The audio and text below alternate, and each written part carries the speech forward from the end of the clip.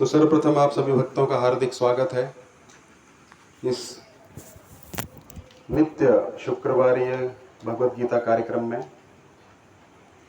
हरे कृष्ण। पढ़ रहा है ना? ठीक है। तो अभी हम भगवत गीता के दूसरे अध्याय के अंत में पहुंच चुके हैं, है ना?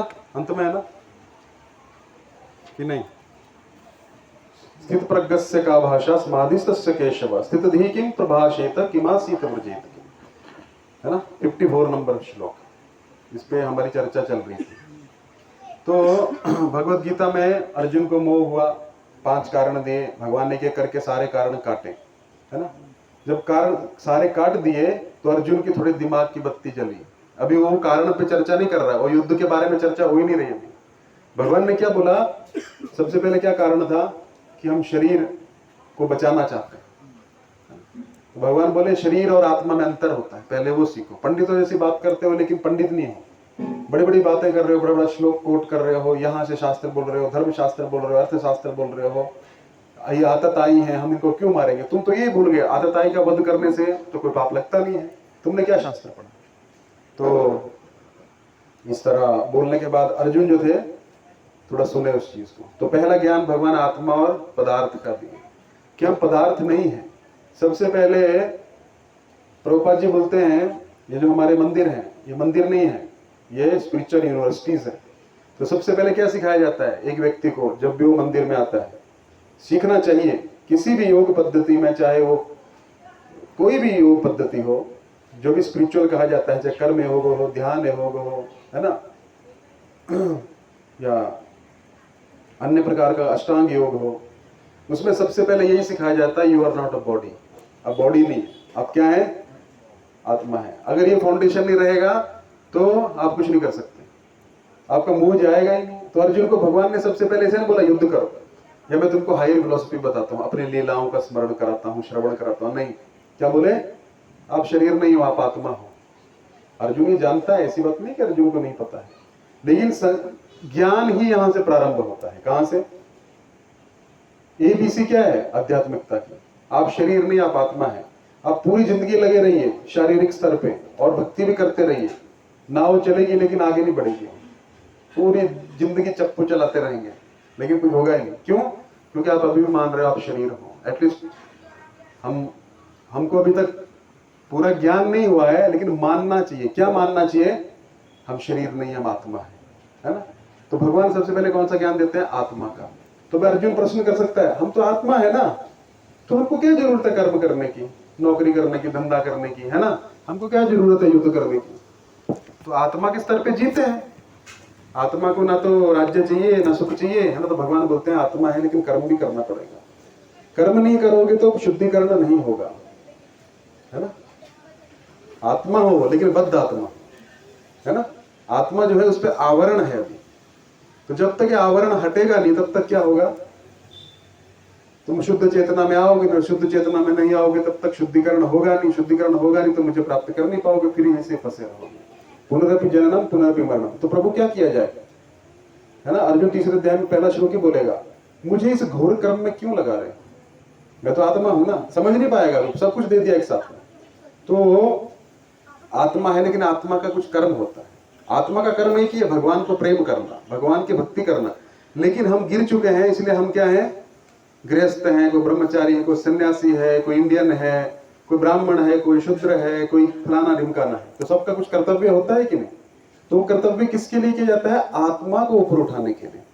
तो आत्मा हो लेकिन कर्तव्य तो है, कर्म तो करना पड़ेगा। घर है, शादी करके बैठे हुए हैं, अभी हमको एक पुस्तक मिल गई भगवत गीता, हम आत्मा है। हम तो बहाना ढूंढ ही रहते भागने का, अब मिल गया, है ना? क्या अब तुम्हारा खर्चा मैं नहीं उठाऊंगा क्योंकि हम आत्मा है ना। तो कोई किसी का पति है ना कोई किसी की पत्नी है। तो ये एक कारण नहीं है छोड़ने का, भगवान उसको पकड़ के लाते हैं, फिर से बैठाते हैं। भागो मत। आत्मा हो तो इसका मतलब ये नहीं कि बहाना मिल गया भागने का, कर्म भी करना है। तो फिर कर्म क्यों करें? कर्म से शुद्धिकरण होगा, ज्ञान प्राप्त होगा। कर्म कर करके कर करके कर करके कर करके रगड़ा लग लग के ज्ञान आ जाता है ना। पहले पहले आप जाते हैं, बहुत अहंकार होता है, फिर धीरे धीरे कार्य करते करते आप समझ जाते हैं अहंकार से कार्य नहीं चलेगा, है ना? सबके साथ थोड़ा बना के थोड़ा प्रेम से काम लेना पड़ेगा। फिर आप इतने मैच्योर हो जाते हो, आपको गुस्सा भी आता है ना, तो आप उसको कंट्रोल करके उसको यूज करते हो। तो क्या होता है, शुद्धिकरण कैसे होगा, ज्ञान कैसे प्राप्त होगा, कार्य कर करके। तो अभी तो बहुत जोश है, हम आत्मा है, नया नया पता लगा है तो पहले से, लेकिन पता पहली बार लगा है ना इस जीवन में। तो हम कुछ कार्य शुरू करते हैं और फिर क्या होता है, हमारा पूरा घर उथल पुथल हो जाता है। तो नहीं, कर्म करना पड़ेगा। दूसरी शर्त, आत्मा है लेकिन कर्म करना पड़ेगा। तो क्या कर्म करना पड़ेगा, युद्ध करो। तुम आत्मा हो ना, मेरे अंश हो, अभी आगे बताएंगे। लेकिन आप क्षत्रिय हो, आप क्षत्रिय हो, तो क्षत्रिय का धर्म क्या है, युद्ध करना। और पहले जो था व्यक्ति का धर्म भी वही होता था, स्वभाव भी वही होता था। अभी कलयुग में सब मिक्सचर हो गया है ना। पहले ऐसा नहीं होता था, पहले वर्णशंकर नहीं होते थे। अर्जुन पहले अध्याय में बोला ना वर्णशंकर हो जाएंगे, तो भगवान बोल रहे हैं तुम भी तो वर्णशंकर होने जा रहे हो। कैसे, तुम क्षत्रिय हो, काम करने जा रहे हो ब्राह्मण का। हम तो जंगल में जाएंगे, बैठ कौन सकता है जिसकी इंद्रियां और मन नियंत्रण में है ना, तो बैठ नहीं पाओगे एक जगह पे। ब्राह्मण जो है उतना तपस्या करता है। आप जैसे सोचिए, ब्राह्मण सुबह उठता है, 4 बजे उसकी भोर हो जाती है ना, फिर उठता है, स्नान करता है, अपना पूजा पाठ करता है, तब उसका मन स्थिर होगा। फिर दिन में भी भगवत कार्य ही करता हो, तब उसका मन स्थिर हो सकता है। लेकिन तुम्हारा तो ऐसा कुछ नहीं है, तुम्हारा ट्रेनिंग भी वैसा नहीं है। तुमने बचपन से ही अस्त्र शस्त्र चलाए हैं, तो तुम्हारा ट्रेनिंग भी वैसा है। तो तुम्हारा ट्रेनिंग ऐसा है, तुम्हारा मन बैठेगा नहीं। तुम जंगल में भी चले जाओगे, जप कर रहे होंगे, लेकिन कुछ देखोगे अन्याय होता हुआ, तुरंत उठ के युद्ध करने लग पड़ोगे। क्यों, स्वभाव हुआ है। तो फिर क्या किया जाए, तो युद्ध करो। तभी तो बोल रहा हूं, है ना। तो स्वभाव के विपरीत कार्य में उसके कर्म करो। ठीक है, कर्म करेंगे, फिर कर्म से क्या होगा, प्रभु फिर कर्म से क्या होगा। तो भगवान बोलते हैं भोग करने का बोला ना तुमने, दूसरा कारण कि भोग नहीं कर पाओगे। भोग कर पाओगे, जीतोगे तो पृथ्वी प्राप्त होगी, मरोगे तो स्वर्ग प्राप्त होगा। दोनों तरफ भोग है कि नहीं है, चुप हो गया। फिर भगवान एक स्तर और ऊपर जाते हैं, लेकिन निस्वार्थ भाव से कर्म करना चाहिए, नहीं तो फंस जाओगे। नहीं तो देखिए, अभी इंडिया जीत रहा है ना, सब खुश हैं। जब ये हारेगा ना, उससे डबल दुख होगा। तो ये संसार है। तो आप जितना किसी चीज के लिए प्रसन्न हो रहे हो ना, उससे डबल जब वो चीज छिन जाएगी तो क्या होगा, दुख होगा, बहुत दुख होगा। तो समभाव रहना चाहिए। पहला ही श्लोक में बोले सहन करना सीख, है ना। सहन करना पड़ेगा, कभी सुख आएगा, कभी दुख आएगा, कभी अपने मन के मुताबिक चीज होगी, कभी नहीं होगा, है ना। ऐसा नहीं कि गुस्सा नहीं, गुस्सा आएगा, लेकिन सहन करके उसको सहन कर लो।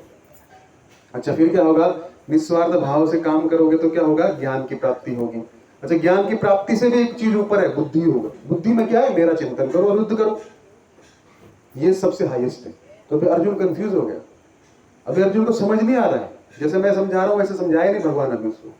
ये पूरा कनेक्शन छोड़ फटाफट फटाफट देते गए, इसलिए गीता के दूसरे अध्याय में आके बड़े बड़े फेल हो जाते हैं, है ना। क्या होता है, दूसरे अध्याय में आके इतना खिचड़ी बनती है ना, कुछ समझ में नहीं आता क्या होता है, लोग छोड़ देते हैं। दूसरा अध्याय ही टेस्ट है, तीसरे अध्याय में कर्म योग। फिर क्यों भगवान बोले, क्योंकि अर्जुन ने प्रश्न करेगा अभी अर्जुन। फिर अर्जुन को भगवान बोले कि ऐसा नहीं है। अच्छा, बुद्धि योग प्रभु वो क्या है, कर्म करना है, आत्मा भी अपने को मानना है, कर्म भी करना है निष्काम भाव से, लेकिन निष्काम भाव से मेरे लिए कर्म करो, उसको बुद्धि योग कहा जाता है। अच्छा, उससे क्या होगा, उससे तुम मुक्त हो जाओगे। तीसरा था ना, पाप लगेगा, पाप नहीं लगेगा तुमको।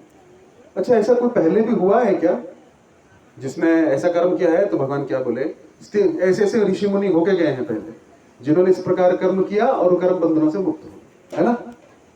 तो फिर अर्जुन अभी 54वां प्रश्न क्या किया, कौन है वो लोग, मुझे बताइए।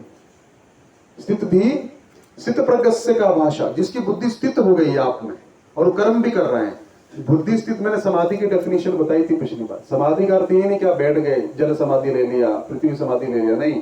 समाधि का अर्थ मैंने पिछले बार बताया था, व्यक्ति चलते फिरते ही कि उसके दिमाग में चलता रहता है। बिजनेसमैन है ना, उसके चलते फिरते खाते पीते एक ही चीज उसके दिमाग में चलती है, क्या, कैसे और प्रॉफिट बनाया जाए, यही चलता है ना। तब भी उसकी समाधि लगी है, लेकिन समाधि कहाँ लग गई है, भौतिक जगत में। बस भक्त भी ऐसा ही होता है, आपको देखने में ऐसा लगेगा, उसके भी 2 हाथ हैं, 2 पांव हैं, 2 कान हैं, है ना। वो भी स्कूटी पे आता है, वो भी कार पे आता है, वो भी आपके जैसे खाता है पीता है, लेकिन एक अंतर है, क्या, बिजनेसमैन भी वैसा करेगा, वो भी भागेगा इधर, है ना, काम करेगा, चिल्लाएगा, कुछ करेगा, लेकिन उसका बुद्धि किस में लगा है,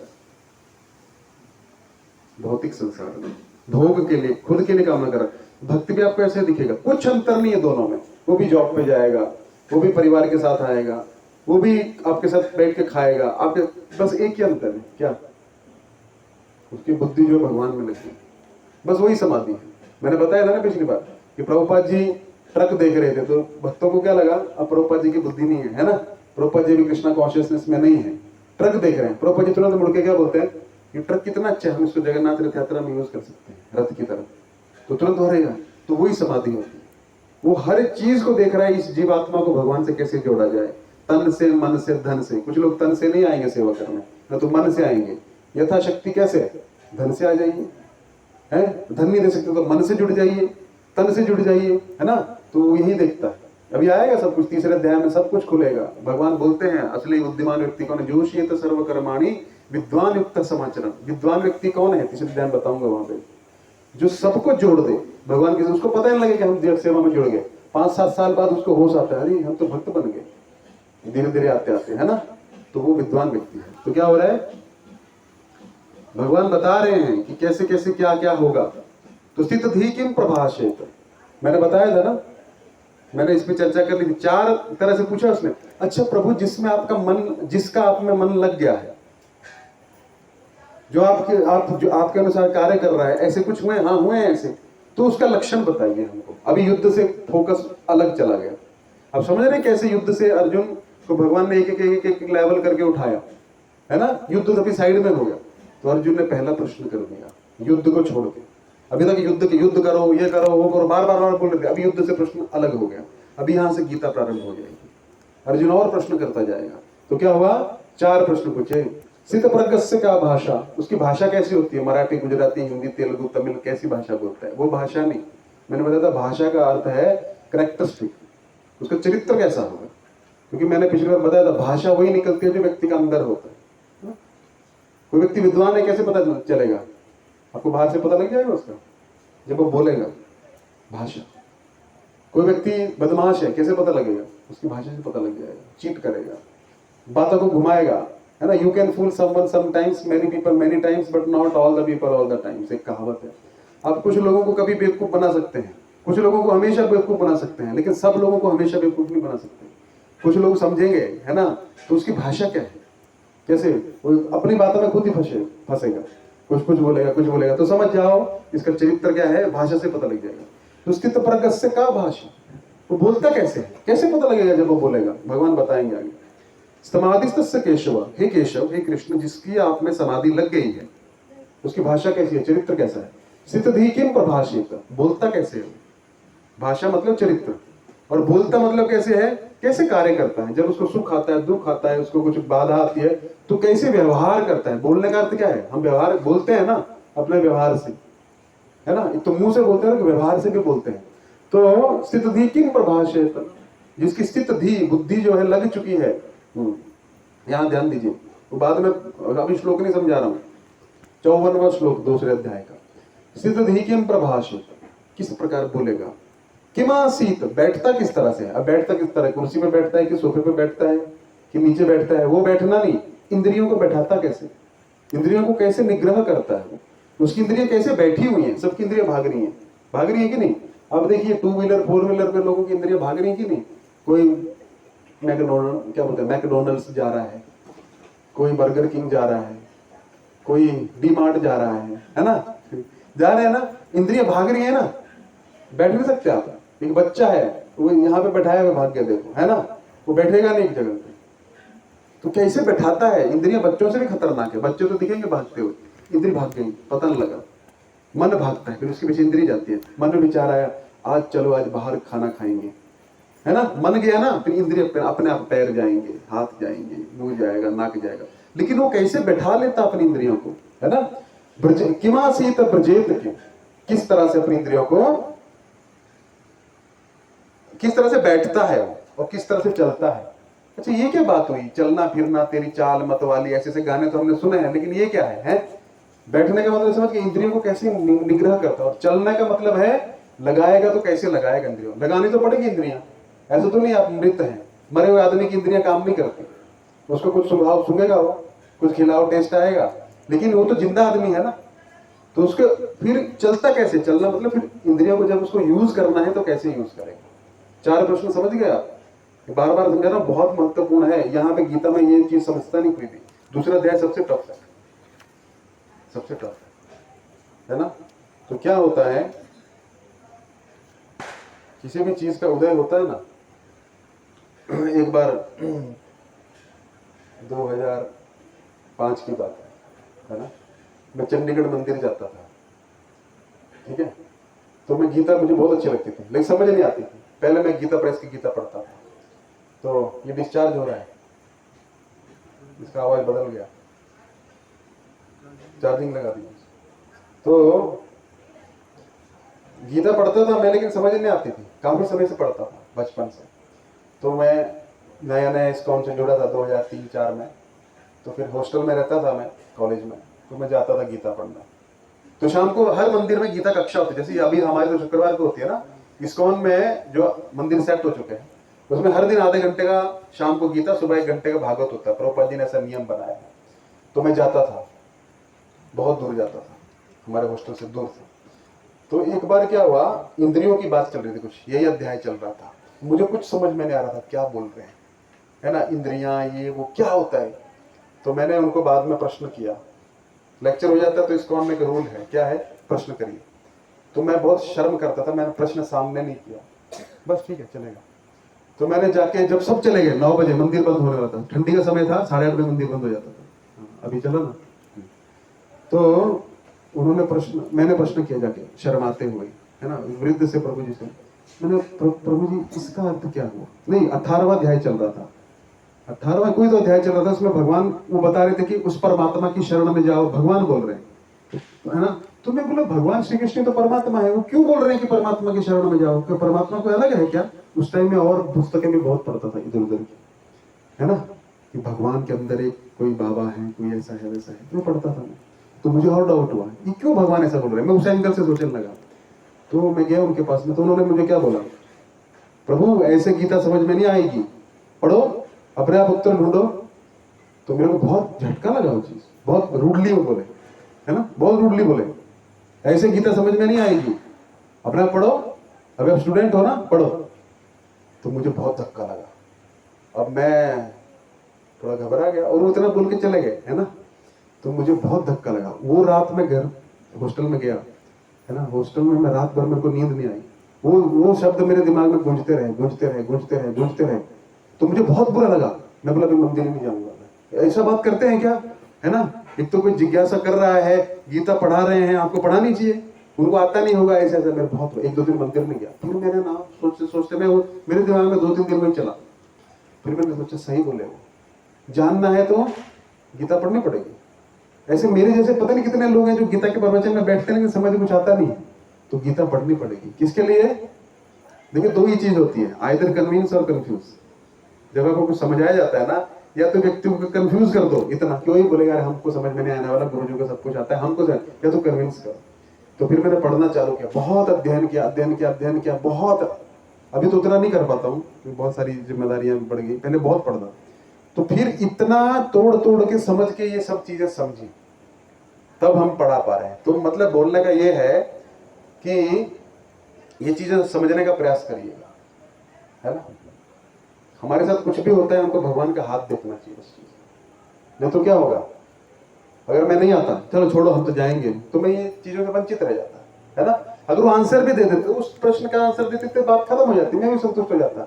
तो कभी कभी आपको आंसर नहीं दिया जाएगा, है ना। एक अच्छा टीचर पता कौन है, जो स्टूडेंट को प्यासा रखे। खोजो, है ना, खोजो। जितने भी बड़े बड़े महान कलाकार हुए हैं ना, या किसी भी चीज में, उनके गुरु ने उनको कभी भी सोल्यूशन नहीं दिया, आधा चीज करके छोड़ दिया, जाओ करो। फिर खुद से करेगा तो क्या होगा, आप best of the best tuition लगवा दीजिए बच्चे को, वो कभी इंटेलिजेंट नहीं होगा। इंटेलिजेंट कौन होता है, जो सेल्फ स्टडी करता है ना, क्योंकि उसको 10 एंगल से वो सोचता है, 10 तरह से फंसता है वो, और 10 तरह से उसको पता लगता है कि ऐसे ये काम नहीं होगा। जो सॉल्यूशन है तो सीधा सीधा दे दिया, खत्म। आपका दिमाग कहाँ यूज हुआ, आपका कहाँ पे आपका दिमाग का एक्सरसाइज हुआ, नहीं हुआ ना।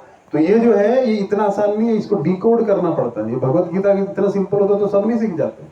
क्या हो रहा है, स्थित प्रगस्य का भाषा समाधिस्तस्य केशव स्थित दीकिम प्रभाषेत किमासीत व्रजेत, है ना। समझ के 4 प्रश्न, क्या उसका चरित्र है, भाषा क्या है, और किम प्रभाषेत किस तरह से बोलता है, किमासीत किस तरह से बैठता है, किस तरह से चलता है। ये चारों चीजों को डिकोड करके मैंने बता दिया, है ना। भूल जाएंगे तो फिर से रिकॉर्डिंग डालता हूं तो सुनते रहिए उसको, है ना। ठीक है, तो भगवान ने उत्तर देना शुरू किया 55 श्लोक से। श्री भगवान वाच प्रजहाति यदा कामान सर्वान पार्थ मनोगतान आत्मन्येवात्मना तुष्टः स्थित प्रज्ञस्य तदोच्यते। स्थित प्रज्ञस्य उच्यते किसको बोला जाता है? सुनिए, प्रजहाति यदा कामान, जिसने सारी मन से जो इच्छा होती है ना, सर्वान पार्थ मनोगतान, मन, मनोरथ का अर्थ क्या होता है? मन के रथ पर सवार होकर हम घूमते रहते हैं। कभी मन जाता है अभी दिवाली आ रही है, ऐसा करेंगे, ऐसा करेंगे, ऐसा अभी बोनस मिलेगा, फिर बोनस में वो एक कहानी है ना, एक कुम्हार था, उसने घड़ा बनाया, घड़ा अच्छा बन गया, सूखने के लिए रखा था, तो बोलता है अभी चलो घड़ा सूखेगा फिर मार्केट में बेचूंगा, सो जाता है। तो उसको सपना आता है, क्या सपना आता है? मेरा घड़ा जो है 50 रुपए का बिक गया, है ना। फिर 50 रुपए मेरे घर पे लेके आया, मैंने 4 घड़े और बनाए, उसमें से इन्वेस्ट किया तो थोड़ा प्रॉफिट में से, फिर 4 मैंने 50, 200 रुपए आया, फिर 200 से मैंने और बनाए, 1000 रुपए आया, ऐसे ऐसे ऐसे करते मैंने 50 घड़े बना लिए, फिर मुझे इतना प्रॉफिट हो गया। फिर क्या हुआ? फिर मेरे पास धन आ जाएगा, फिर मैं क्या करूंगा? अच्छा घर बनाऊंगा, अच्छा घर बनाऊंगा, फिर अच्छी शादी होगी, फिर शादी होगी तो फिर बच्चे होंगे, और एक दिन फिर मैं बड़ा सेठ बन जाऊंगा, और एक दिन मैं अपनी पत्नी को कुछ बोलूंगा और वो काम नहीं करेगी तो मैं उसको लात मारूंगा, है ना। तो लात मारता तो क्या होता है? घड़ा टूट जाता है ना। हो गया ना।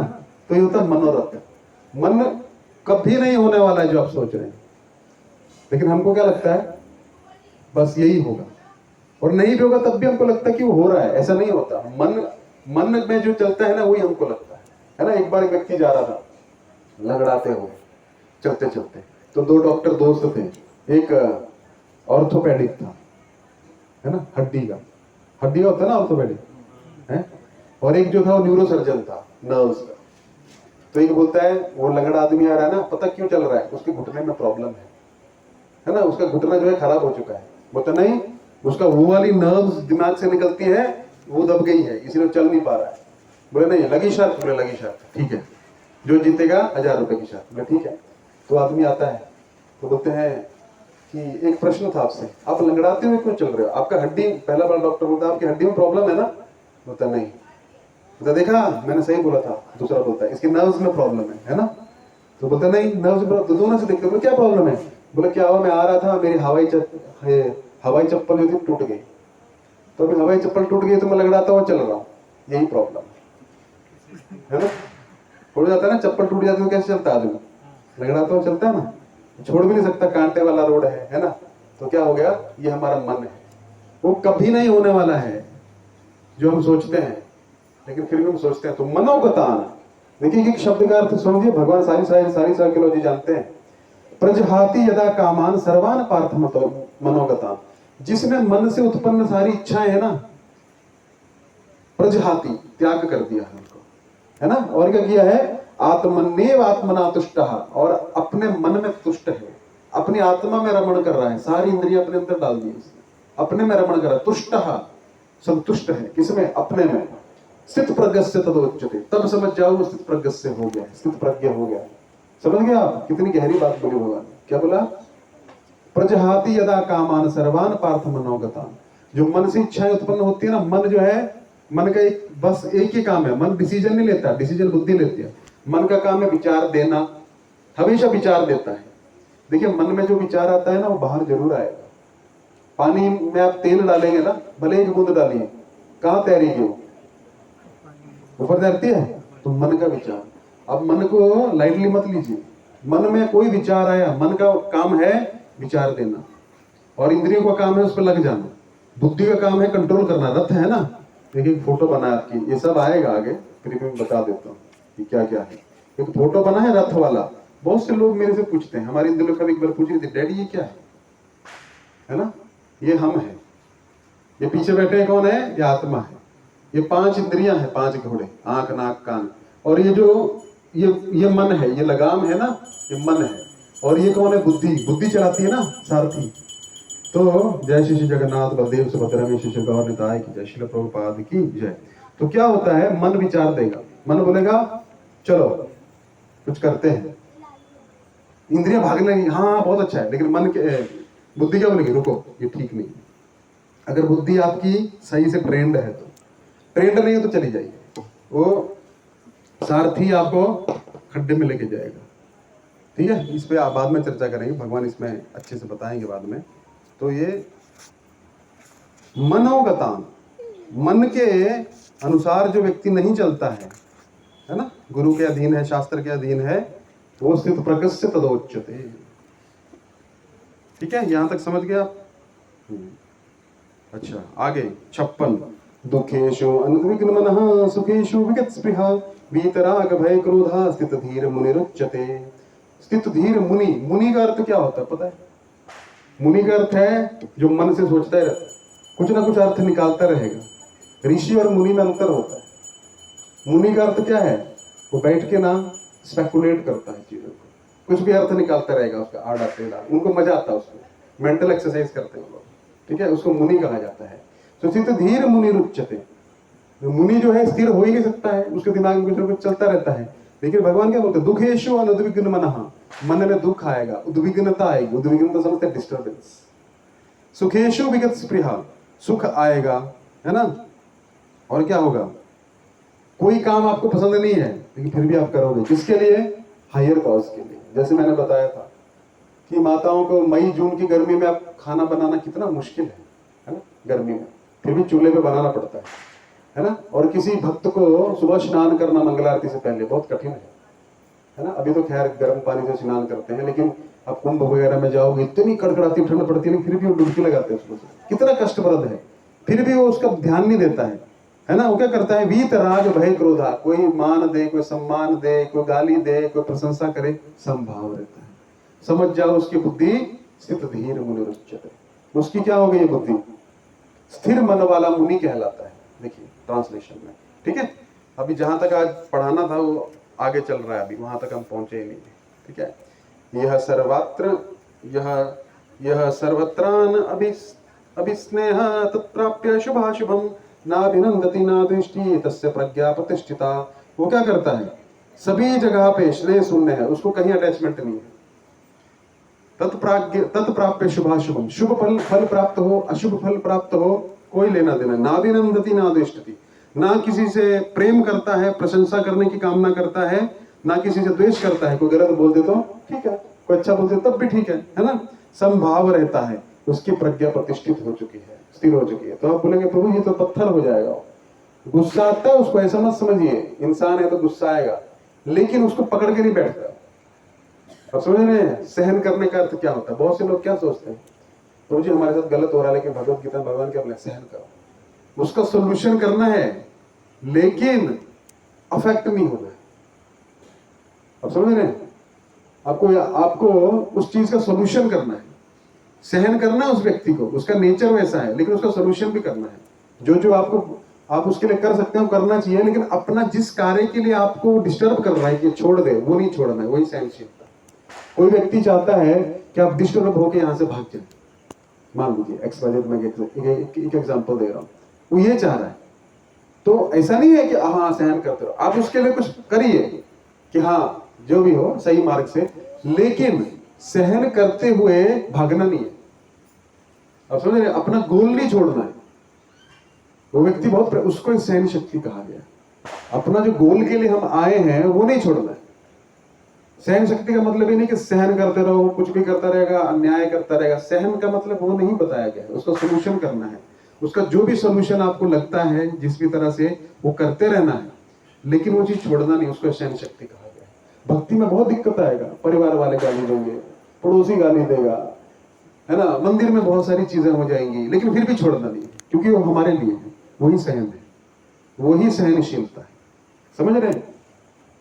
सहन करना। भगवान रामचंद्र को बहुत सारा कष्ट आया, कष्ट तो आया नहीं, लेकिन भगवान दिखाते हैं। भगवान श्री कृष्ण को बहुत सारा कष्ट आया। आपका डिलीवरी हुआ था तो आप तो अपनी माँ के पास ही थे ना, भगवान श्री कृष्ण को रातों रात भागना पड़ गया, है ना। जन्म कहाँ रहे, कैसा पूरा जीवन उथल पुथल, है ना, उतार चढ़ाव, लेकिन क्या किए? अपना ध्येय को नहीं छोड़े। भगवान रामचंद्र भी अपना ध्येय को नहीं छोड़े, प्रभुपाद जी भी अपने ध्येय को नहीं छोड़े, चैतन्य महाप्रभु भी अपने ध्येय को नहीं छोड़े। तो ध्येय नहीं छोड़ना है, समझ रहे हैं? उसको छोड़ना नहीं है, जो हमारा परम लक्ष्य है, बस वही है सहनशीलता।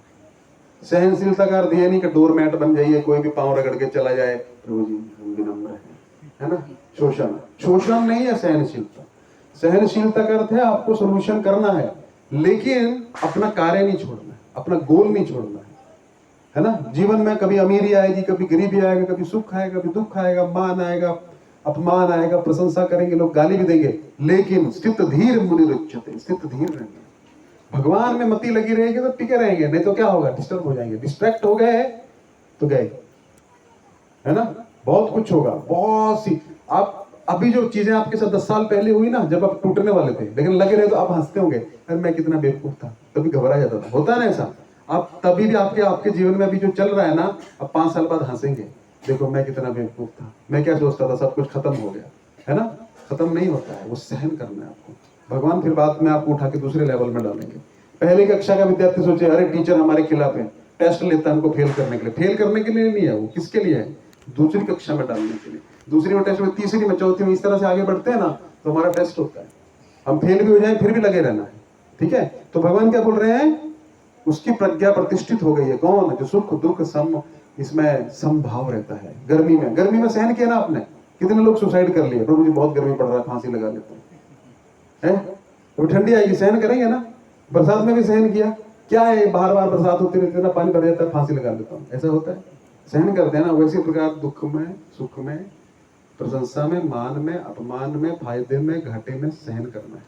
सहन करना मतलब ये भी गुजर जाएगा, ये मान के चलना, अपना गोल नहीं छोड़ना है, वही सहनशीलता है। अच्छा, आज बोलना बहुत कुछ था, लेकिन आज मैं सोचा था 6 सिस्टम्स ऑफ फिलोसफी, शर दर्शन पे चर्चा करेंगे, लेकिन वहां पहुंचेंगे। अच्छा, अभी अगले प्रश्न में, अगले श्लोक में, यदा संहरते चायम कुरुमो अंगनीव सर्वशः इंद्रियाणि इंद्रियार्थेषु तस्य प्रज्ञा प्रतिष्ठिता। इंद्रियाणि इंद्रियार्थेभ्यस्य तस्य प्रज्ञा प्रतिष्ठिता। अब सुनो, प्रतिज्ञा बार बार आ रहा है, उसकी प्रज्ञा प्रतिष्ठित है, उसकी प्रज्ञा प्रतिष्ठित है, उसकी प्रज्ञा प्रतिष्ठित है। भगवान एक ही चीज को बार बार बोल रहे हैं। प्रिंसिपल सिद्धांत वही है, जो डिस्टर्ब नहीं होता। अब डिस्टर्ब का मतलब ये नहीं है कि उसको कुछ नहीं होता, ठंडी लगती है स्वेटर पहन लेता है, डिस्टर्ब नहीं। प्रभु जी, भगवान बोले डिस्टर्ब नहीं होना, कुर्ता भी नहीं पहनूंगा, सहन करो।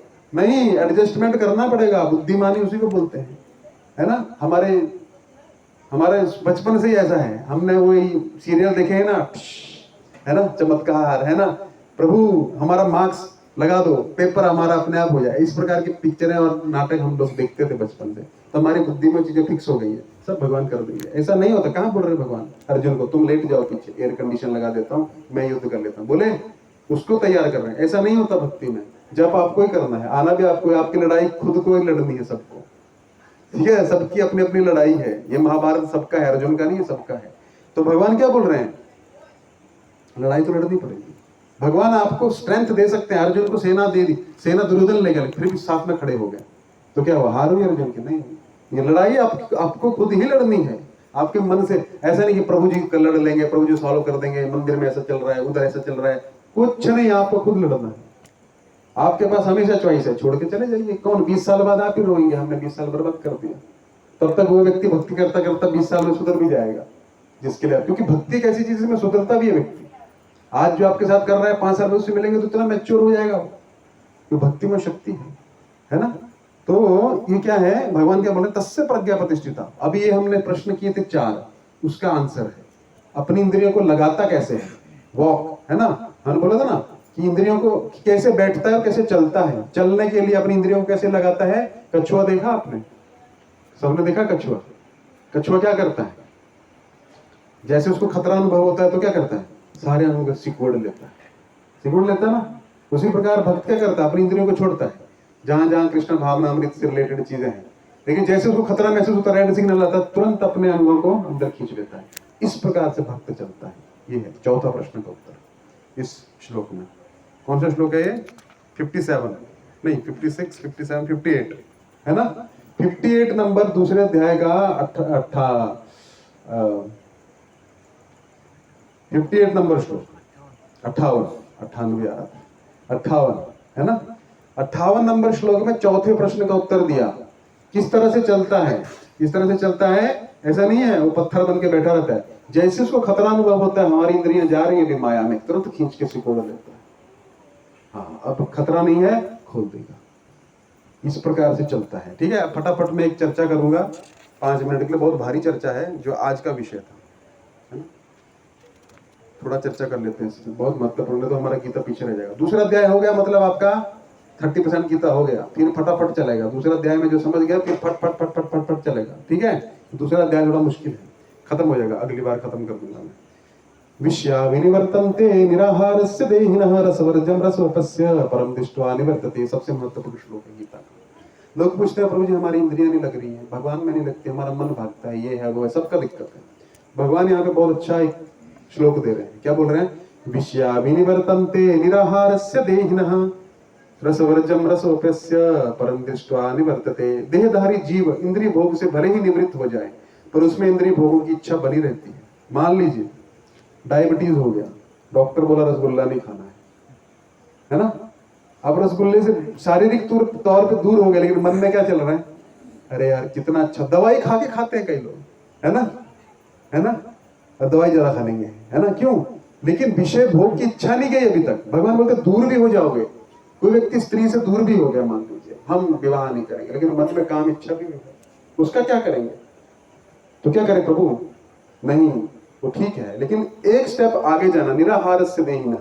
तो क्या करेंगे? उसको आहार नहीं दे रहे हैं आप इंद्रियों को, है ना। आप किसी चीज को आहार नहीं देंगे तो शिथिल पड़ जाएगी ना, कमजोर पड़ जाएगी। तो आप आहार नहीं दे रहे इंद्रियों को, उससे भी काम नहीं होगा अर्जुन।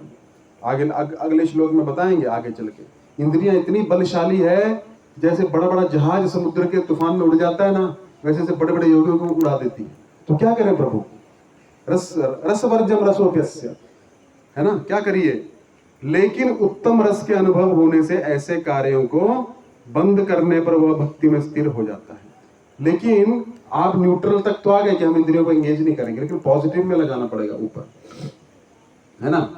एक्स एक्सिस के 0 पे आ गए, लेकिन आपको ऊपर जाना पड़ेगा, ठीक है, पॉजिटिव की तरफ, पॉजिटिव एक्सिस की तरफ। नेगेटिव में जाएंगे तो ठीक है, भोगों में लगा है। न्यूट्रल पे आ गए, इंद्रियों को लगाना ही नहीं है, उससे भी काम नहीं होगा, फिर से नीचे आएंगी, उसको पॉजिटिव लगाओ। रसवर्जम रसोपस्य, जब तुमको रस आना चालू होगा ना तो आप अपने आप भागेंगे। देखिए हम में से बहुत से लोगों को क्रिकेट का रस है, बचपन में खेलते थे। बाहर टेम्परेचर है 45 डिग्री, गर्मी का समय, और आपका क्रिकेट मैच चल रहा है, आपको गर्मी लगी नहीं रही, होता है ऐसा? आपकी मम्मी अंदर से आवाज लगाती है, अरे आ जाओ अभी खाना खा लो। इतनी गर्मी, कहाँ गर्मी है? क्योंकि उसका ध्यान कहाँ लगा हुआ है? क्रिकेट में, है ना, है ना। एक बिजनेसमैन है, हाँ, वो कुछ नहीं करेगा। तो एक बिजनेसमैन है, वो क्या करता है? खाना खाना भूल जाता है। अरे आज इतना मीटिंग किया यार, 4 बज गया, आज दोपहर का खाया नहीं, है ना, दोपहर का खाया नहीं, तो क्या होता है उसका? इतना रस आता, प्रॉफिट में उसका मती लगी हुई है ना, होता है ना ऐसा। जैसे कोई कोई लोगों को समाधि लग जाता है, उसको भी समाधि बोलते हैं। तो जब तक तुमको हायर टेस्ट नहीं आएगा, लोअर टेस्ट नहीं छोड़ पाओगे। एक बच्चा है, मिट्टी खाता है, कितना भी रोको उसको फिर भी खाएगा, छुप के खाएगा। हमारी इंदुलेखा थी पहले, चूना खाती थी, है ना, छोटे 2-3 साल पहले चूना, उसको जैसे छोड़ेंगे चूना खाएगी, है ना। फिर एक दिन क्या किया, उसको कैडबरी का चॉकलेट लाया, है ना। मैं बोला देख ये चॉकलेट है, बोले हाँ, इसको चखो। तो वो अच्छा स्वाद लगा, अब इसको मत खाना, ठीक है, तो छोड़ दिया, है ना। जब तक आपको हायर टेस्ट नहीं मिलेगा, आप लोअर नहीं छोड़ सकते। आप सोचोगे हम नेति नेति नेति नेति करेंगे, नेति नेति का मतलब नहीं नहीं नहीं, संसार में नहीं रचना पचना है, बोल के काम थोड़े होता है।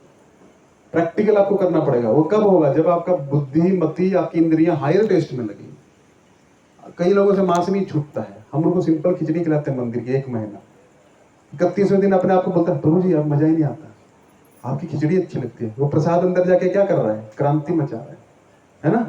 तो हायर टेस्ट जब तक नहीं आएगा, भगवान के सुंदर रूप का दर्शन करो, अपनी इंद्रियों को भगवान की सेवा में लगाओ, लोअर टेस्ट अपने आप ही छूट जाएगा, है ना। हमारे पास ऐसे भक्त हैं, अपने आप मुंह से बोलते हैं प्रभु जी मैं रोज शाम को बियर पीता था, जब से मंदिर में आया मेरे को कोई नहीं बोला, पता नहीं क्या हो गया, अब इच्छा ही नहीं करता। मेरे को दोस्त फोन करते हैं, इतना महीना हो गया, 6 महीने से मैं बियर की शक्ल तक नहीं देखा, सिगरेट पीना मैं भूल गया, इधर आता तो मुझे याद ही नहीं रहता सिगरेट पीना है ना। एक लड़का था मेरे साथ में, आज से 15 साल पहले की बात है।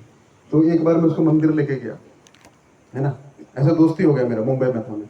तो हमारा लड़कों के लिए प्रोग्राम, यूथ प्रोग्राम होता था, उसमें लेके गया। तो ना मैंने उसको साइड में बैठाया, लेक्चर चालू होने वाला था, वो हर 10-10 मिनट बाद भाग जाए उठ के। तो मैं बोला यार क्या कर रहा है? कब बोलता प्रभु जी 1 नंबर आया, क्या बोलते 2 नंबर, उसका सब एक साथ ही आ रहा है, क्या बात होगी। तो बाहर जाकर देखा तो सिगरेट पी रहा है। तो मैं बोला क्या हुआ तुमको?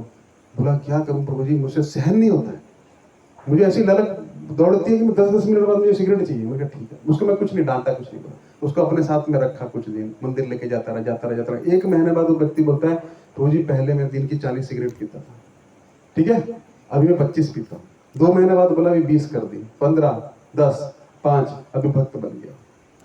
सब बोलते पता नहीं मुझे क्या हो रहा है, अपने आप ही छूटती जा रही है। ये होता है कितने रिहैबिलिटेशन सेंटर में लेके जाते हैं लोगों को, कुछ जीवन में प्रभाव नहीं, कुछ नहीं, लोग पकड़ के डालते हैं उसको, अंदर नहीं जाता है। 1 महीना उधर रखते हैं। एक लड़का था हमारे उधर, बहुत शराब पीता था, 18 साल का, ठीक है। उसको ना रात को उसकी माँ ने बुलाया वो रिहैबिलिटेशन सेंटर वालों को। तो ऐसे आते जैसे पुलिस उठा के लेके जाती है ना, हम लोग रात को चिल्ला रहा है, 11 बज रहा है, सो रहे हैं सब लोग, उठा के लेके जा रहे हैं गाड़ी में। हमने पुलिस ने कुछ क्राइम कर दिया लगता है, पुलिस वाले लेके जा रहे हैं। तो दूसरे दिन पता लगा उसको रिहैबिलिटेशन सेंटर में लेके गए। 40 दिन रहा उधर, ठीक है। अरे एकदम लकड़ी की तरह सूखा था, अच्छा सेहत बना के आया है ना। हमने बोला सुधर गया होगा। 10 दिन बाद फिर वो संगत में बैठा, फिर उससे भी ज्यादा बिगड़ गया। तो अब कितना भी कुछ कर लो, भगवान बोलते हैं आप इंद्रियों के भोगों से दूर रह सकते हो, लेकिन मन में स्मरण चलता रहेगा, तब तक क्या होगा? निग्रह किम करिष्यति, आगे आएगा इस श्लोक। अर्जुन निग्रह करने से कुछ नहीं होगा। निग्रह करोगे, दबाओगे, सप्रेस करोगे तो फटेगा बम, भस करके एक दिन, है ना। आपको कोई व्यक्ति शोषण कर रहा है, प्रताड़ित कर रहा है, सहन कर रहे हो, एक दिन ऐसा गुस्सा आएगा आपको, जो भी हाथ में होगा उसके सर पे मार दोगे, है ना। पहले खाली बोल के बात हो जानी थी, अरे आप ऐसा कैसे बोलती है, उतरा था। लेकिन दबाते रहोगे तो सप्रेस, निग्रह किम करिष्यति, निग्रह से कुछ नहीं होने वाला। आगे आएगा तभी समझाऊंगा अच्छे से, इसी अध्याय में आएगा। तो अर्जुन को भगवान बोलते हैं हायर टेस्ट के लिए प्रयास करो, नहीं तो क्या होगा, नहीं लग पाओगे, ठीक है। विश्यामि निवर्तन्ते निराहारस्य देहिनः रसवर्जम रसोपस्यत् यत् परं दृष्ट्वा निवर्तते। तो जीव को क्या करना चाहिए? भले इंद्रिय भोग से वो निवृत्त हो जाए, लेकिन इंद्रिय भोगों की इच्छा तो बनी रहती है मन में चलता रहता है। मनोगतान बोला ना, पहले भगवान ने बोला मनोगतान, मन को देखते रहो। मन एक व्यक्ति है, आप मन नहीं हो। मन को देखो कहां जा रहा है। मान लीजिए आपके साइड में एक सांप है, जहरीला कोबरा, आप शांति से बैठ सकते हो? आप हमेशा ये देखते रहोगे कर क्या रहे हो, है ना, यही होगा ना। तो ये जहरीला कोबरा है मन को देखते रहोगे कहां गया गया गया गया गया, दिखेगा आपको, पकड़ के लाओ उसको। ऐसा चीज है ना। एक बार एक राक्षस उत्पन्न हुआ एक आदमी से, तो आदमी खुश हो गया। क्या बोलते हैं उसको, जो हुक्म मेरे आका वाला, क्या बोलते हैं उसको, जिन्न, है ना, जिन्न, चिराग, है ना, देखा होगा आपने बचपन में। तो चिराग से वो उत्पन्न हुआ, बोला जो आप मांगोगे मैं दूंगा। तो बोला हाँ, लेकिन मेरी एक शर्त है, मुझे फ्री मत छोड़ना, मैं फ्री मेरे को छोड़ोगे ना तो मैं तुमको ही मार दूंगा। मैं ठीक है, जाओ मेरे लिए एक बड़ा महल बनाओ, एक मिनट में बना दिया। अब मेरे लिए खाने की वस्तु लाओ, 1 मिनट में बना दिया। अब मेरे लिए ये कर दो, वो कर दो, वो कर दो, वो क्या, अब क्या करूं, इसको क्या काम दूं मैं, कुछ भी नहीं है। तो बोलता अब मैं तुमको मारूंगा। तो अपने गुरुजी के पास गया, तो गुरुजी बोलते हैं देखो बेटा, ये राक्षस ऐसा है, जिन्न ऐसा है कि तुम इसको फ्री छोड़ोगे तो तुमको मार देगा। Empty mind is devils workshop. देखिए क्राइम कौन करता है सबसे, आप साइकोलॉजी 90% लोग वो होंगे जिनको कोई काम धंधा नहीं है, जिसको बेचारे को बच्चे की फीस चुकानी है, ये चुकाना है, बॉस उसको इस तरह परेशान करता है, उसको बस कहाँ टाइम है सोचने का। तो क्या हुआ, empty mind is devils workshop. तो ये जो है तुमको खाली छोड़ोगे तो तुमको मारेगा। तो तुमको क्या करना है, उसको गुरुजी क्या काम दूं उसको, बोले मैं काम देता हूँ। पेड़ के पास लेके गए, बोला चढ़ जाते हो तो उतरो, उतर जाते हो तो चढ़ो, उतरो चढ़ो, उतरो चढ़ो, उतरो चढ़ो, तो काम खत्म ही नहीं होगा ना। तो चढ़ेगा, सोचेगा भी चढ़ गया, उतरना है, उतरेगा, फिर चढ़ेगा, वो है मन। तो मन को क्या करना है, उतारना, चढ़ाना है। कैसे, हरे कृष्णा कृष्णा कृष्णा हरे हरे, हरे राम राम राम हरे हरे। मंत्र मन तारित मंत्र, मन को जो तार दे उसको ही मंत्र कहा गया है। तो ये हरे कृष्ण महामंत्र जब आप करेंगे, एक माला चढ़ाएंगे, फिर पीछे आएंगे, उतारेंगे, चढ़ाएंगे, उतारेंगे, तो मन आपको कुछ नहीं करेगा। देखिए आपका सारा रोग खत्म हो जाएगा। कुछ नहीं है आपके पास, जो पैसा है ना बैंक में पड़ा हुआ है, एक नंबर है वो, और कुछ नहीं है। और आपको लग रहा है वो आपको सही। अब मान लीजिए आपको एक जंगल में फेंक दिया जाए, $1 करोड़ के साथ में लगाइए, खाने को कुछ नहीं है, पीने को कुछ नहीं है, क्या खाना है, डॉलर खाओगे क्या, नहीं खा सकते। तो ये खाली एक मनोगतान, सर्वान पार्थ मनोगतान, भगवान बोलते हैं ना, क्या बोलते हैं, सिर्फ मन के रथ पे सवार होके आनंद लूट रहा है, आनंद कुछ नहीं। मन से योजनाएं बना रहा है, 5 साल बाद मेरे पास मर्सिडीज हो जाएगी, ये करूंगा वो करूंगा, वो ये प्लानिंग करिए, लेकिन होगा नहीं होगा वो पता नहीं। हम मन से हम योजना बना रहे हैं ना। तो बस ये भगवान बोलते हैं, उसको जो मन को छोड़ देता है, मन को मेरे में लगा देता है, आगे चल के भगवान बोलेंगे मन बना मत रखो, तो मन चला गया, इंद्रियां अपने आप चली जाएंगी। मन आपका मंदिर में है, पैर अपने आप दौड़ेंगे, देखो होगा कि नहीं। मन जहां चला जाता है वहां पे अपने आप भागोगे, है ना। तो मन का ऐसा खेल है। तो आज बताना था मेरे को षड दर्शन, टाइम नहीं बचा। चलिए थोड़ा सा ये इस पे चर्चा कर लेते हैं, अगली बार षड दर्शन पे चर्चा करूंगा। ये तो ह्यपि कौन्तेय पुरुषस्य विपश्चितः इंद्रियाणि प्रमाथिनी हरन्ति प्रसभं मनः। हाँ हे अर्जुन, इंद्रियां इतनी प्रबल तथा वेगवान हैं कि वे उस विवेकी पुरुष के मन को भी बलपूर्वक हर लेती हैं जो उन्हें वश में करने का प्रयत्न करता है। अगर हायर टेस्ट के लिए नहीं लगाई है तो, है ना, समझ रहे हैं, न्यूट्रल नहीं, स्त्री से दूर रहना है, इससे दूर रहना है, इससे दूर रहना है, वो दूर रही, लेकिन हायर टेस्ट में भी लगाइए उसको। जब तक हायर टेस्ट में लगाएंगे तो लोअर टेस्ट है ना, जब तक कैडबरी में टेस्ट नहीं आएगा तब तक मिट्टी खाओगे, तो अपने आप छूट जाएगा, जब तक हायर टेस्ट नहीं आएगा। तो बड़े बड़े हरण कर लेती हैं, किसके, इंद्रियां लेके चली जाती हैं उसके मन को, किसके मन को, बड़े बड़े योगियों के मन को भी, जिन्होंने बलपूर्वक हर लेती हैं, लेके चली जाएंगी तुमको, है ना। जो उन्हें वश में करने का प्रयत्न करता है, वश में करने का प्रयत्न करो, कंट्रोल करने के लिए जाओगे तो कंट्रोल नहीं होंगे। कंट्रोल कैसे होंगी, जब सेवा में लगेंगे। क्योंकि क्या किया आपने, पहले आप इसके बारे में सोचते थे, अब किसके बारे में सोचते, भगवान की सेवा में कैसे लगे। तो क्या होगा, इंद्रियां काम कर रही है लेकिन प्यूरिफाइड हो रही है। आपका पेट खराब हो गया, पेड़ा खाया आपने, अभी दिवाली आएगी, पेड़ा बर्फी खाते हैं ना, पेट खराब हो जाता है। दूध का आइटम है, डॉक्टर क्या बोलता है, ज्यादा दही लो, फिर क्या हो जाता है, पेट ठीक हो जाता है। दोनों दूध के प्रोडक्ट हैं, लेकिन एक दूध से पेट खराब होता है और दही से पेट ठीक होता है। तो एक कर्म बांधने वाला है और वही कर्म सेम, कोई अंतर नहीं दिखेगा आपको, चेतना का अंतर है बस। वो भगवान के लिए कर्म किया जा रहा है, चाबी एक ही है ताले की, इधर घुमाओगे तो खुलेगी, इधर घुमाओगे तो बंद होगी। तो कर्म एक ही है, लेकिन चेतना के अंतर के कारण में क्या होगा, क्या होगा, एक बंधन में डालेगा और एक मुक्त करेगा, बस यही फर्क है। हमको ऐसा लगता है कि जब तक हम गेरुआ वस्त्र धारण करके जंगल में नहीं जाएंगे कुछ नहीं होने वाला। ऐसा नहीं है, ये बुद्धि को बदल दीजिए, भगवान बोलते हैं। ऐसा अगर होता तो भगवान अर्जुन को सबसे पहले बोलते, पहले गेरुआ पहन चल मेरे साथ, यही तो मैं चाहता था, है ना। वो नर नारायण ऋषि हैं, पिछले जन्म में दोनों ऋषि थे, नर नारायण है ना, नर जो है अर्जुन है, नारायण ऋषि कौन है, भगवान है। बद्रिकाश्रम में रहते थे तो पहले ही सन्यासी थे। तो क्यों बोल रहे हैं अर्जुन तो क्षत्रिय है, क्योंकि भगवान क्या कर रहे हैं, हमको संदेश दे रहे हैं, क्या बोल रहे हैं। और अगले अध्याय में बोलेंगे कि तुम्हारे और मेरे बहुत सारे जन्म हो गए हैं, तुमको याद नहीं, मुझे याद है, नर नारायण ऋषि के रूप में भी हम थे, तो हम सन्यासी थे। वो इंपॉर्टेंट नहीं है, युद्ध करना इंपॉर्टेंट है, समझ रहे हैं ना। तो क्या बोले, एक बार वेद व्यास के एक शिष्य थे जैमिनी, है ना, उस पे आज मुझे बोलना था, षड दर्शन पे। थोड़ा सा इंट्रोडक्शन स्टार्ट करता हूँ, अगली बार षड दर्शन पे बोलूंगा, ठीक है। क्योंकि प्रभुपाद जी बोलते हैं व्यास आसन पे, ये व्यास आसन है, वेद व्यास जी का प्रतिनिधित्व करता है। वही व्यक्ति बैठ सकता है जिसको षड दर्शन पता हो। षड दर्शन क्या है, वो पहले नाम ही पता नहीं है लोगों को, है ना। तो पहले वो स्टोरी बता देता हूँ, फिर षड दर्शन थोड़ा सा बता के अगली बार कंटिन्यू करूंगा। तो वेद व्यास ने, देखिए एक वेद था ऋग्वेद, उसको 4 में डिवाइड कर दिया। कौन कौन सा, यजुर्वेद, सामवेद, अथर्ववेद, है ना। अभी चारों वेद जो थे अपने 4 शिष्यों को दे दिया। पैल को दिया ऋग्वेद, है ना, और जैमिनी को दिया सामवेद, और सुमांतु को दिया अथर्ववेद, वैशंपायन को दिया, एक रह गया, कौन सा, यजुर्वेद। 4 दे दिए और उन्होंने अपने अपने तरीके से आगे उसके उपनिषद ये वो बनाए उनके हिसाब से, 4 हो गए। जैमिनी समझ में आए, जैमिनी को कौन सा वेद दिया, सामवेद, ठीक है। तो जैमिनी किसके शिष्य है, वेद व्यास, है ना। तो वेद व्यास एक दिन बता रहे थे अपने शिष्यों को, है ना, देखिए व्यक्ति को अपनी माँ और बहन के साथ भी अकेले नहीं बैठना चाहिए। इंद्रिय इतनी प्रमाथिनी हरंती प्रसभम मनः, मन को लेके जाएगी, भगवान बोल रहे हैं ना यहाँ पे 60 नंबर श्लोक में। इंद्रियां इतनी प्रमादी हैं, कब ले जाएंगी तो आपको पता नहीं लगेगा। तो अपनी बहन और माता के साथ भी नहीं बैठना चाहिए। तो जैमिनी जो थे उनको, अरे हम तो ब्रह्मचारी हैं, नैष्टिक ब्रह्मचारी हैं, सामवेद के प्रवर्तक हैं हम लोग हैं।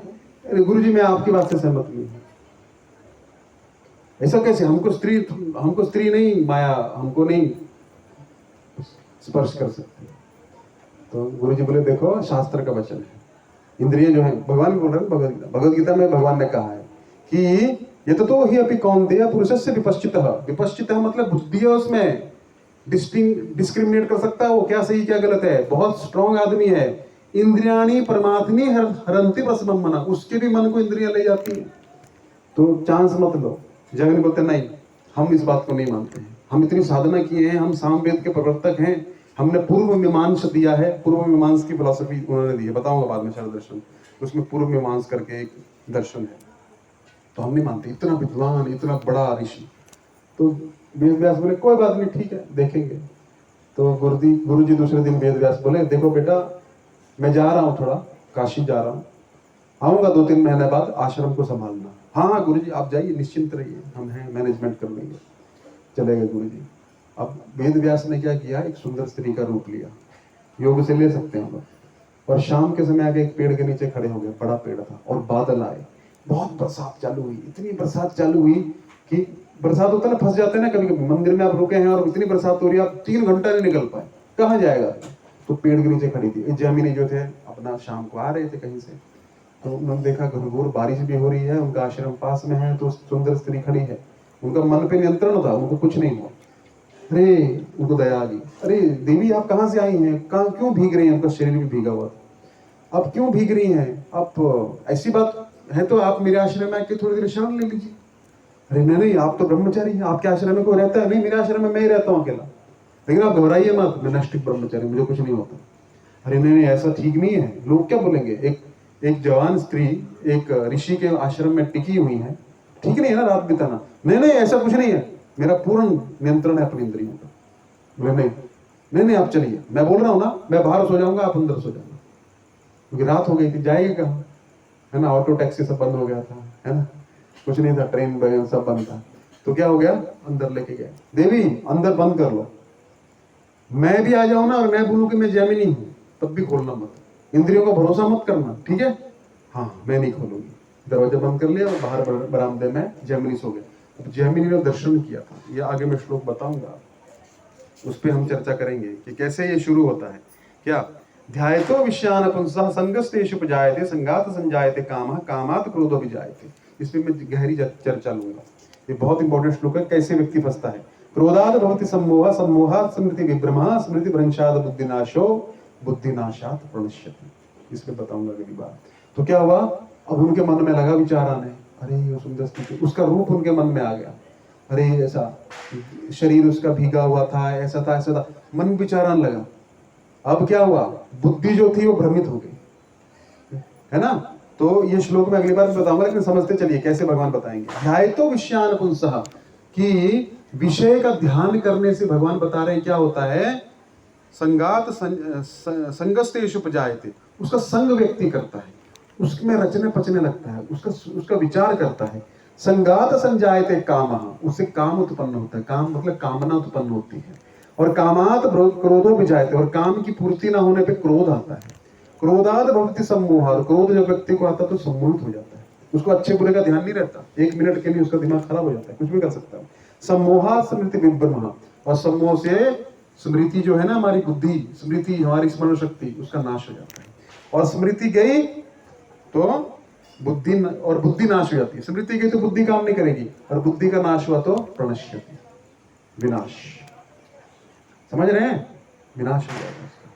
तो ये सब होने लगा, उन्होंने उस पर क्या करना चाहिए, शुरू में दबा देना नहीं, डाइवर्ट करो ध्यान को, उन्होंने और उस पर ध्यान करना शुरू किया, तो काम उत्पन्न हो गया।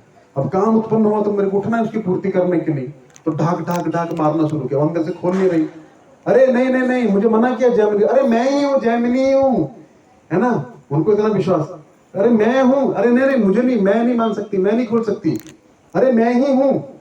तो फिर क्या हुआ, क्रोध आया, अरे मैं बोल रहा हूँ कोई काम की इच्छा पूरी नहीं हुई, तो क्रोध आया, क्रोध आने से क्या हो गया, बुद्धि समूह आ गया। जो सारा ज्ञान था साम वेद का, इतना ज्ञान गुरुजी से लिया था, सब क्या हो गया? वॉश आउट, भूल गए, है ना। और समूहा स्मृति विभ्रमा, जो सारे श्लोक लोग थे, स्मृति का नाश हो गया। और स्मृति भ्रंशाद बुद्धि नाश हो, स्मृति की तो बुद्धि तो ऐसे काम नहीं करेगी। और प्रणश्यति, काम के वेश में, काम के इसमें फंस गए, आवेश में। अब देखा कहां से घुसो अंदर, है? तो क्या किया? ऊपर चढ़ गए कुटिया पे, सारा घास फूस हटा के, है ना, लकड़ी फकड़ी हटा के ऊपर से छलांग मार दी अंदर जाने के लिए। और वो बोल रही, अरे हम अंदर मत आइए, अंदर मत आइए, है ना। तो आ गया वो अंदर। तो जैसे उसको पकड़ा, आलिंगन किया, तो देखा दाढ़ी है, ये क्या है ना, लाइट नहीं थी। देखा तो गुरुजी खड़े हैं, वेद व्यास। बोले कैसे रहा है? बोले अरे गुरुजी, मैंने क्या बोला था, काम एक ऐसी चीज है, इससे बड़े बड़े ऐसा भागवत में वर्णन आता है, केवल 2 ही व्यक्ति काम से मुक्त हैं इस संसार में, नर नारायण ऋषि। बाकी कोई मुक्त नहीं है ना। जो बोलता है कि वो झूठ बोल रहे हैं, समझ जाइए। हाँ, शुद्ध भक्ति के स्तर पे कोई व्यक्ति है, वो करोड़ों में कोई, पूरी पृथ्वी में 1-2 ही होंगे, ऐसा सोचिए। नहीं, इतना खतरनाक चीज है ना, बहुत खतरनाक है। तो ऐसा पता है केवल नर और नारायण ऋषि ही इस संसार में काम से मुक्त हैं, और कोई नहीं है। तो फिर उनको शर्म आ गई। तो भगवान क्या बोल रहे हैं? इंद्रियाणी प्रमाथिनी हरंती प्रसभम मना, मन को लेके जाती है। इंद्रियां एक ऐसी चीज है, पहले मन जाएगा, मन फिर पीछे इंद्रियां अपने आप भागेगी। लोग देखिए कहां से कहां जाते हैं खाने पीने, कहां एक ढाबा होता है फेमस, वहां खाने चले जाते हैं। खाना वही है, वो खाने के बाद संतुष्टि उतनी आएगी, 1000, 1200, 1500, 5000 फूक डालेंगे, खाना वही है। ये क्या है? इंद्रियां भागती, क्या करती हैं? इंद्रियां भागती है ना, हमारे भक्तों में भी भागती है ना। जाके ये खाएंगे, वो खाएंगे, वो खाएंगे, वो खाएंगे, ठीक है, भगवान को भोग लगा है। लेकिन भगवान क्या बोल रहे हैं? भागती रहेगी तो बैठेगी नहीं, और बैठेगी नहीं तो मैं प्राप्त नहीं होगा। सिंपल सी चीज है ना। तो आज हमने कहां तक किया? 60 नंबर श्लोक तक किया। इसमें 72 श्लोक है, 72, है ना। तो अगली बार हम षड दर्शन पे चर्चा करेंगे। तो षड दर्शन का नाम बता देता हूं, 6 kinds of philosophy, Indian philosophy. इस पे ही पूरा वेद शास्त्र चलता है, मतलब यही है जो भी है। तो प्रभुपाद जी बोलते हैं, जो भी व्यासासन पे बैठता है उसको ये 6 प्रकार की फिलॉसफी जो है ये पता होनी चाहिए। आजकल लोगों को नाम ही पता नहीं है। तो वह क्या है? वैशेषिका, न्याय, सांख्य, योग, पूर्व मीमांसा, उत्तर मीमांसा। उत्तर मीमांसा मतलब वेदांत, व्यासदेव ने होती है ना। तो ये है 6 प्रकार की। तो पूर्व मीमांसा किसने दिया? जैमिनी। कर्म का सिद्धांत है उसमें, ठीक है। मैं डिटेल में थोड़ा बताऊंगा आपको, ठीक है। तो उसके समझने के लिए फ्रेश दिमाग चाहिए, तो वो पता होना चाहिए, तभी आप तर्क वितर्क कर पाओगे। नहीं तो क्या करोगे? आज लोग इतना बैठ के लंबा चौड़ा प्रवचन देते हैं, लेकिन आप भागवत और गीता तब तक नहीं समझ सकते जब तक ये फिलॉसफी आपको समझ नहीं आएगा। आप किसी के प्रश्न को उत्तर नहीं दे पाओगे। क्यों नहीं दे पाओगे? क्योंकि वो 6 में से ही एक प्रश्न करेगा। अगर वो अध्यात्म से भी प्रश्न पूछेगा ना, तो 6 में से ही एक में से प्रश्न करेगा। और 6 के आपको पता, नाम ही पता नहीं है होती है कितनी, 6 है कि कितनी है, तो है ना। नहीं, आपको यही पता नहीं कि 6 है कि कितनी है, उसमें से ही वो पूछेगा। तो आपको नाम ही पता नहीं है कौन कौन सी होगी। वैशेषिका, न्याय, वैशेषिका किसने दी? कनाड, है ना। और न्याय किसने दिया? गौतम, है ना। और सांख्य किसने दिया? कपिल। योग किसने दिया? पतंजलि। पूर्व मीमांसा किसने दिया? अभी पढ़ा, उनका परिचय, जैमिनी। और वेदांत किसने दिया? इसको उत्तर मीमांसा भी बोला जाता है। तो इसमें सबसे महत्वपूर्ण चीज है वेदांत, क्योंकि बाकी 5 जो है ना, ये एथिस्टिक है, नास्तिक है, नास्तिकवाद है। एक ही आस्तिकवाद है, कौन सी? वेदांत, उत्तर मीमांसा। समझ गए? इसलिए वेद व्यास सबके गुरु हैं। सारी वेद व्यास नहीं दी है, लेकिन 5 जो हैं उनके जो गुरु हैं, आचार्य हैं, वो कौन है? ये लोग हैं। लेकिन ये एथिस्टिक फिलॉसफी है, ये नास्तिक बना देंगे आपको। आपको लगेगा हम पढ़ वही रहे हैं, शास्त्र पढ़ रहे हैं, लेकिन नास्तिक बना देंगे। एक ही जो है वेदांत करके, जिससे श्रीमद् भागवतम, भगवत गीता सब वेदांत के अंदर में आती है। वेदों का भी अंत कर दिया, उसको वेदांत कहा जाता है, ठीक है। तो 6 काइंड ऑफ फिलॉसफी आज हमने शुरू किया, अगली बार उसका विवरण बताऊंगा, तो थोड़ा तैयार होके आएगा। अगली बार दिवाली है ना? दिवाली है नहीं, एक आएगा बीच में, उसके अगली बार दिवाली है ना? तो आप घर का सफाई वगैरह पहले कर लीजिएगा, है ना? खाली वो 1-2 घंटे के लिए मत। हम लोगों को बोलते हैं प्रभु जी प्रोग्राम करना, अरे प्रभु जी बहुत बिजी चल रहा है। मैंने कहा हफ्ते में हम आपसे यार 1 घंटा तो मांगते हैं, आप उसमें सारा काम करते हो क्या है? मैंने क्या बोला, अगर आपको इच्छा है तो आप कैसे भी पहुंचोगे। कंटिन्यू जब तक चलता रहेगा तब तक आप समझते रहोगे, क्योंकि ये गीता जो है ये कक्षा है, ये प्रवचन नहीं चल रहा है। आए, सुना, चले गए, कल पूछे सीता किसका मामा था, है ना? ऐसा पूछते हैं ना, तो ये बहुत ये हो रहा है। ऐसा मुझे कुछ याद नहीं रहता है, अगले जन्मों में आपको याद आ जाएगा। जब आप फिर से जन्म लेंगे ना, अगर इस जन्म में नहीं हो पाया तो अगले जन्मों में आपको अपने आप याद आ जाएगा। ठीक है, समझ रहे हैं? चलिए, बहुत बहुत धन्यवाद। हरे कृष्ण।